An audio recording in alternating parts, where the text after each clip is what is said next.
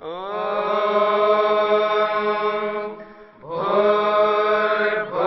स्वः तत्सवितुर्वरेण्यं भर्गो देवस्य धीमहि धियो यो नः प्रचोदयात्।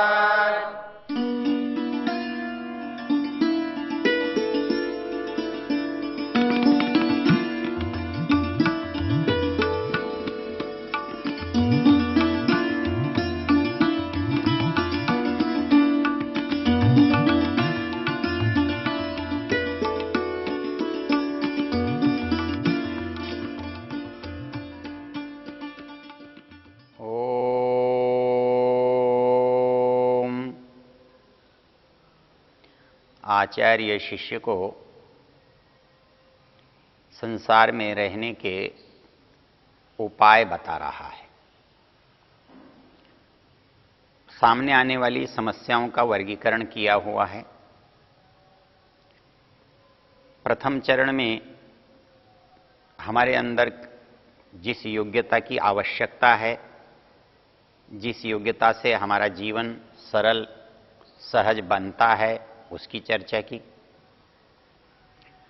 दूसरे चरण में हम अपने परिवार के साथ एक परस्पर के व्यवहार में कैसे रहें,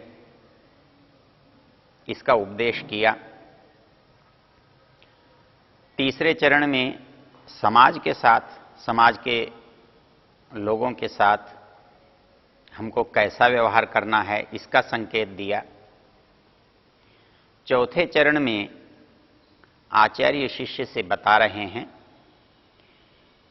कि हम सब कुछ नहीं जानते, क्योंकि कोई सब कुछ जान भी नहीं सकता। संसार में ज्ञान की कोई सीमा नहीं है। सबके पास सबकी जानकारी हो यह संभव नहीं है। इसलिए मनुष्य को जो आवश्यक है वो जानना होता है, और परिस्थिति में जानने योग्य वस्तु को जानने की क्षमता होती है।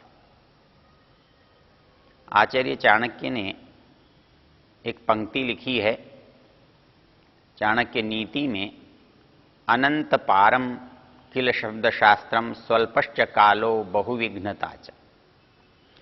कहता है कि हम ज्ञान की बात करें, शास्त्र की बात करें, तो उसका कोई पार नहीं है, अनंत पारम।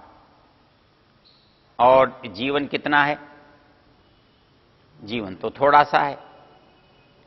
इसकी सीमा 100 वर्ष कुल है अधिकतम, और उस 100 वर्ष में भी हमारा बहुत सारा समय जीवन को चलाने की सुविधाओं को जुटाने में चला जाता है, जीवन में आने वाली बाधाओं को रोकने में चला जाता है, आने वाली बाधाओं के निराकरण में चला जाता है। ऐसी परिस्थिति में हमारे पास कितना सा समय होता है?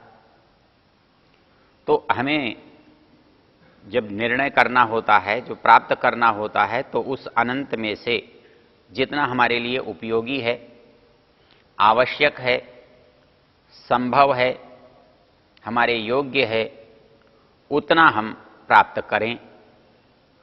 जो सारभूत है, सार जो मेरे दृष्टि से समाज में, परिवार में जो उपयोग आ सकता है, उसकी दृष्टि से उसको ग्रहण करना चाहिए। क्योंकि हम यदि बहुत कुछ पाना चाहते हैं तो वो बहुत कुछ हम पा नहीं सकते। इसलिए यत् सारभूतम, जो कुछ सार है उसे प्राप्त करना है। वो सार हमारे दो काम आता है।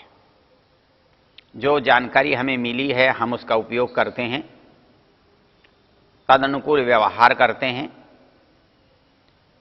और यदि कहीं पर कुछ और तरह का व्यवहार देखते हैं, अपने व्यवहार से उसकी तुलना करते हैं, या हम दूसरे से अपने जैसे व्यवहार की अपेक्षा करते हैं, या दूसरे का जो व्यवहार है वो हमारे लिए उचित है या अनुचित है, इस पर विचार करते हैं, तो हमारे सामने एक और परिस्थिति उत्पन्न होती है। और वो परिस्थिति है कि हम समाज में जो लोग हैं उनको देख करके हम एक विचार में पड़ सकते हैं कि ये जो किया जा रहा है ये ठीक है कि नहीं है, या जो हमसे करने के लिए कहा जा रहा है वो ठीक है या नहीं है। हम जिसे करना चाहते हैं पहले कभी किया नहीं है, वो ठीक है या नहीं है।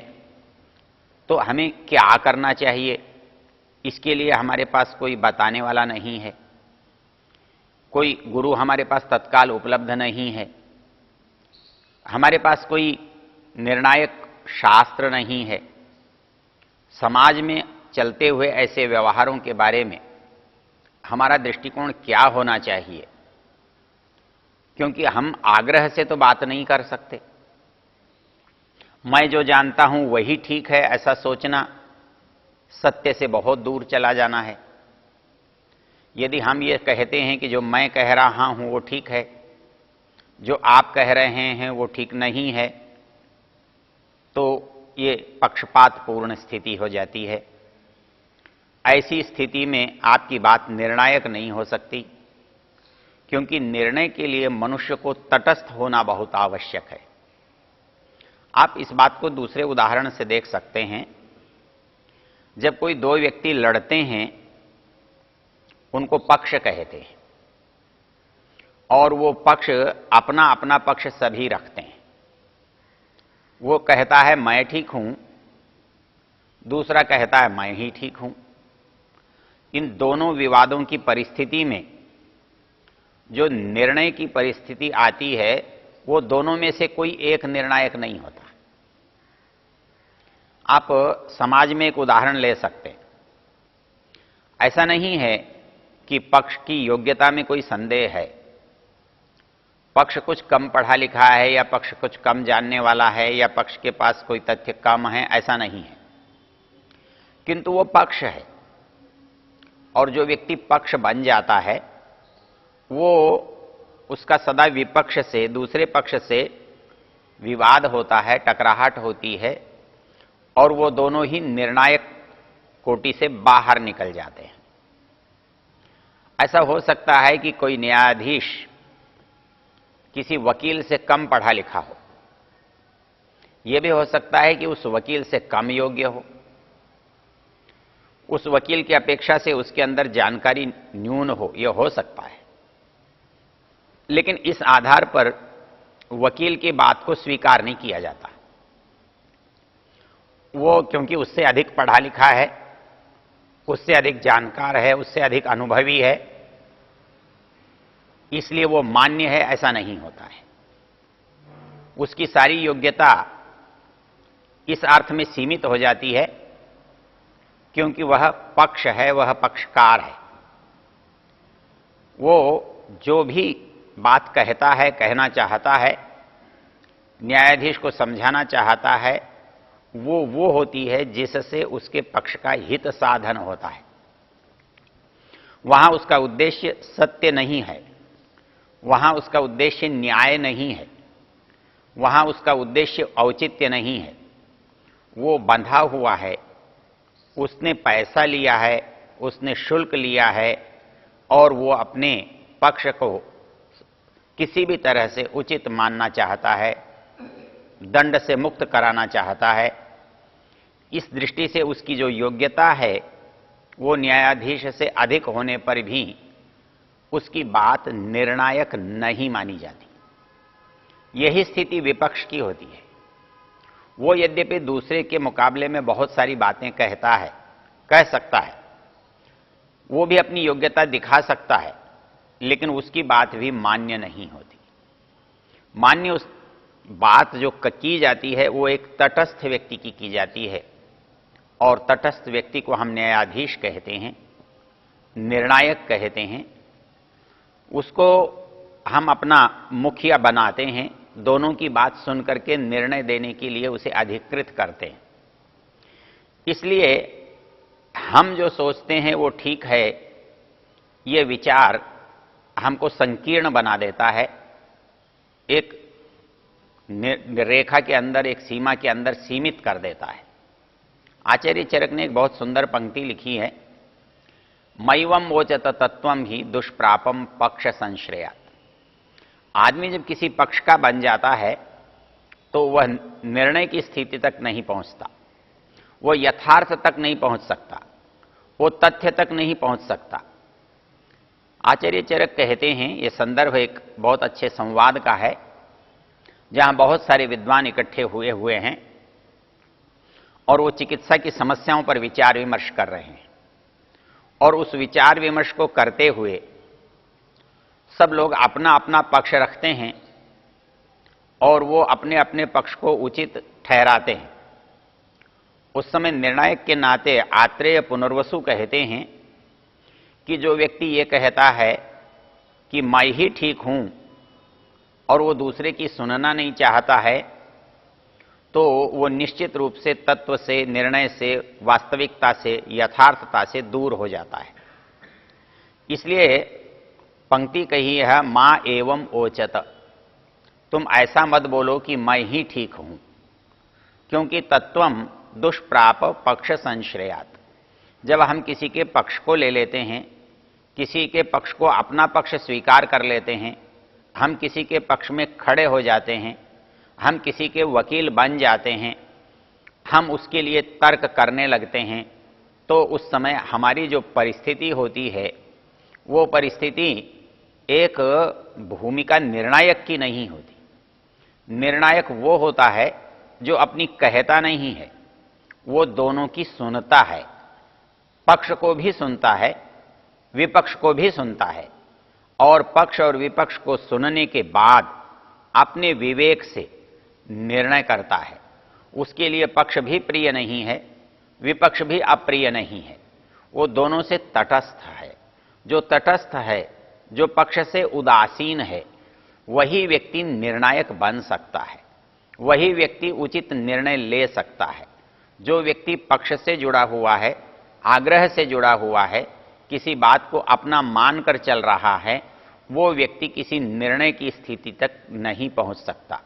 इसलिए आचार्य कहता है शिष्य से कि तुम जब समाज में जाते हो और तुम्हारे सामने ऐसी परिस्थितियां पैदा हो जाती हैं, कभी तुम्हें संदेह हो जाता है कि हाँ करना चाहिए कि नहीं करना चाहिए, कभी किसी जीवन के कार्य में, चरित्र में संदेह हो जाता है कि यह उचित है कि अनुचित है, तो ऐसी स्थिति में आप क्या करेंगे?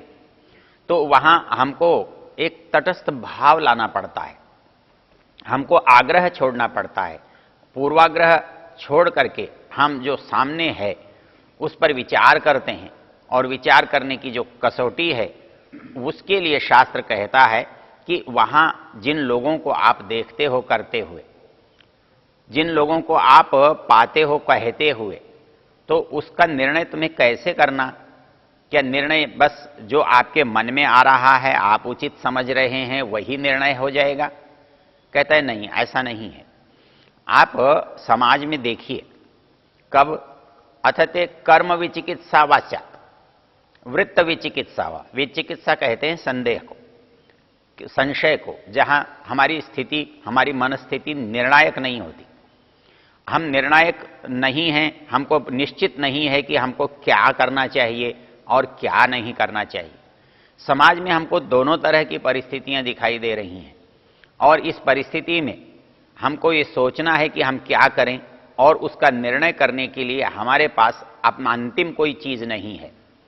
तो ऐसी स्थिति में मनुष्य क्या करे? और ये बात इतनी सहज है, इतनी स्वाभाविक है कि कोई भी व्यक्ति इसे स्वीकार कर सकता है, और इस नियम को, इस सूत्र को यदि अपनाता है तो वह उसके लिए बहुत आसान हो जाता है जो निर्णायक है उस तक पहुंचने के लिए। एक प्रसंग मुझे स्मरण आ रहा है। मैं बहुत वर्ष पहले जब मैं सिंगापुर गया हुआ था, तो एक व्यक्ति ने, जो बड़े व्यवसायी हैं, विदेश व्यापार में उनका बड़ा स्थान है, प्रतिष्ठित हैं, उस व्यक्ति ने मुझसे एक बात कही। वो बात जिस प्रसंग में कही उसमें यह था कि हम जो करते हैं वो कैसे ठीक हो सकता है, क्योंकि हम आज जो सोचते हैं लगता है कि कल वो गलत हो जाएगा, कल हमारी जानकारी बढ़ जाती है, कल हमारे पास तथ्य नए मिल जाते हैं, कल लोग हमको नया बता देते हैं, तो हमें लगता है कि आज जो हम सोच रहे हैं, आज जिस परिस्थिति में हम हैं वो निर्णय गलत कल होगा, और ऐसा प्रतिदिन हमारे लिए हो सकता है। तो क्या हम अपनी निर्णायक की भूमिका को हटा दें? क्या अपने निर्णायक पने को समाप्त कर दें, या बिना किसी निर्णय के काम करें? काम नहीं हो सकता। काम तो तभी होगा, कार्य करने के लिए पहले निर्णय करना आवश्यक होता है। उन्होंने एक बड़ी अच्छी बात कही। उन्होंने कहा, देखो शास्त्री जी, मैं ये तो नहीं कहता कि मैंने जो किया है वो सदा ही ठीक हुआ है, वो सदा ही ठीक रहा है, या वो आज भी ठीक है। लेकिन मैं ये कह सकता हूं कि जिस समय मैंने उस कार्य को किया, उस समय मेरी जानकारी, मेरी परिस्थिति, मेरी योग्यता के अनुसार वो सबसे अच्छा था। अर्थात हमको जो निर्णय करना होता है वो हमारे ज्ञान के आधार पर, हमारी परिस्थिति के आधार पर, हमारे को प्राप्त तथ्यों के आधार पर जब हम निर्णय करते हैं तो वो निर्णय हमारा अपनी पूरी योग्यता में सर्वोत्तम होना चाहिए। वो सदा सर्वोत्तम साबित हो ये संभव नहीं है, ये हमारे लिए आवश्यक भी नहीं है, क्योंकि हमें जो कार्य करना है वो आज करना है, अभी करना है। तो उसके लिए हम कल के बारे में नहीं सोच सकते, कल क्या होगा, कल अच्छा होगा, नहीं होगा, बदलेगा, नहीं बदलेगा, ये निर्णय हम आज नहीं कर सकते। तो ऐसी स्थिति में हमें क्या करना चाहिए? तो कहता है कि सामने देखो, उन लोगों को देखो जो लोग उस काम में लगे हुए हैं। अर्थात कोई काम जब किया जाता है तो कोई व्यक्ति स्वयं करता है, जो स्वयं उस काम में लगा हुआ है हम उसे देख सकते हैं। हम पूछ सकते हैं कि भैया आपने ये काम किया है, इस काम में आपको कोई असुविधा तो नहीं हुई, कोई गलत तो नहीं हुआ, कुछ कठिनाई तो नहीं हुई? तो इस स्थिति में वो काम हम उनसे समझ सकते हैं, सीख सकते हैं, उसके बारे में निर्णय कर सकते हैं। कुछ लोग ऐसे हो सकते हैं जो स्वयं अपनी इच्छा से नहीं कर रहे हैं, पर उनको कुछ करवाया जा रहा है, कोई व्यक्ति उनसे करवाता है, उनका भी एक अनुभव होता है। अर्थात जो लगाए गए व्यक्ति हैं वो आपको बता सकते हैं कि इस काम में आपको जो लगाया गया है आपका अनुभव कैसा है। आपको तो इसकी आवश्यकता नहीं है, जो स्वयं कर रहा है उसकी आवश्यकता है। जो स्वयं नहीं कर रहा है, किसी के कहने से कर रहा है, वो दूसरे की आवश्यकता के लिए कर रहा है, तो उसके अनुभव में, उसके विचार में अंतर हो सकता है। तो जो व्यक्ति स्वयं कर रहा है हम उससे पूछ सकते हैं कि भाई इसमें क्या उचित है, कैसा ये करना चाहिए। जो स्वयं नहीं कर रहा है किंतु दूसरे उससे करवा रहे हैं, हम उससे भी पूछ सकते हैं। शास्त्र कहता है इसमें एक रोचक चीज क्या है, कहता है कि जो आदमी सहज न हो, उस कार्य के प्रति अनुरक्त न हो, वो उसके बारे में उचित राय नहीं दे सकता। वो कहते हैं जो रूखा आदमी है, जो शुष्क है, वो व्यक्ति उसका निर्णायक नहीं हो सकता।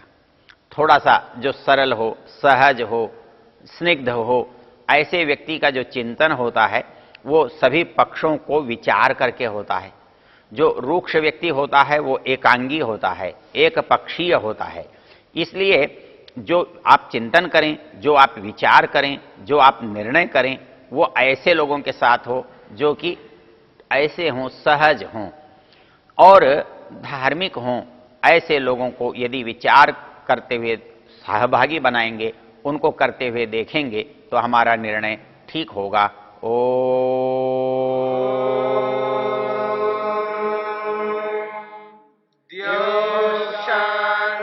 शांतिरंतरिक्षं शांति पृथिवी शांतिरा